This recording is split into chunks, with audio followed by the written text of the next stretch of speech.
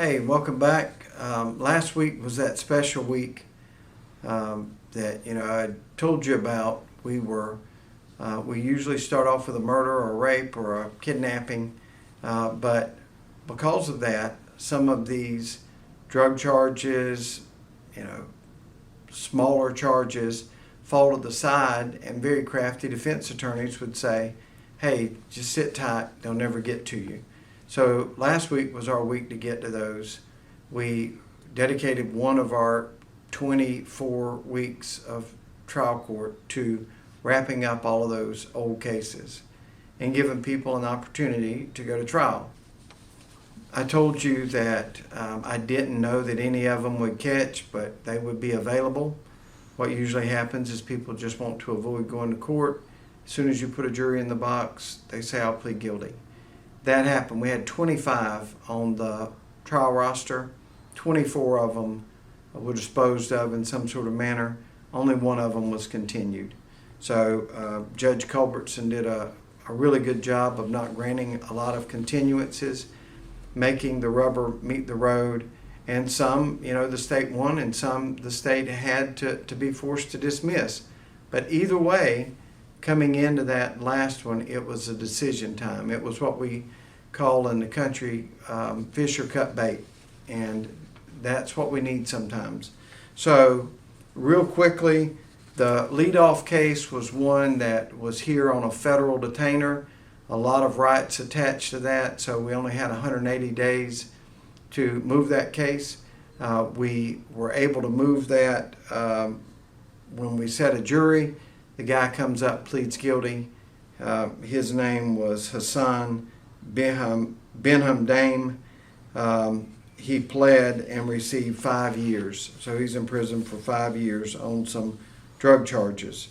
Robert O'Hannessy went into drug court. That was a DUI.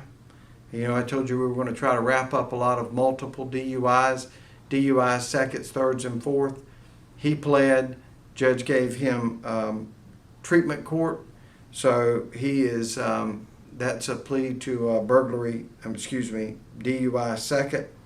We had another DUI that came up as third. That pled. John Clark come in for a breach of trust. That's basically not necessarily stealing, where you go and take money, but someone gives you money for a promise.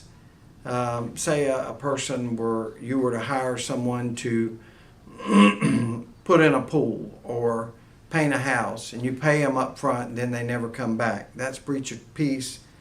John Clark pled to that and received probation and restitution. Curtis Richardson come in and pled to some drug charges and some other violations. That case was 6 years. He's going to serve 6 years in the Department of Corrections. The next case was actually a set of drug charges. Michael Lynch, 35, of North Myrtle Beach, pled guilty to drug charges, and he received 11 years. We also had an attempted murder case that pled guilty to Abhand, and he received a year. Daquan McCrimmon, we dismissed it, and it was one of those new unlawful carrying cases. The law just passed last year, so we had had our first one of those that come through. Actually, that was on the old law, so I don't know if it would have been effective or not. A person, Daquan McCrimmon, was charged back in 2019 before the law passed, and that was dismissed. Probably shouldn't have been on the trial roster anyway. Gregory Jenkins, he pled to resisting arrest and throwing bodily fluids, received about 3 months. This Michael Pillier. That case was disposed for an assault and battery second. Mark Chestnut pled, and he was carrying a gun and he was prohibited. We dismissed the case against Alexander Jones. Whoever knew it was unlawful, there was a crime against failure to return rental objects. But Blockbuster, when it was around, that was a big thing. But it could be for you go to Conway Rental Center and rent a wheelbarrow and fail to return it. That charge was dismissed. It's one that we held on way too long. It was 3 years old. Robert Evans pled and got 3 years for indecent exposure.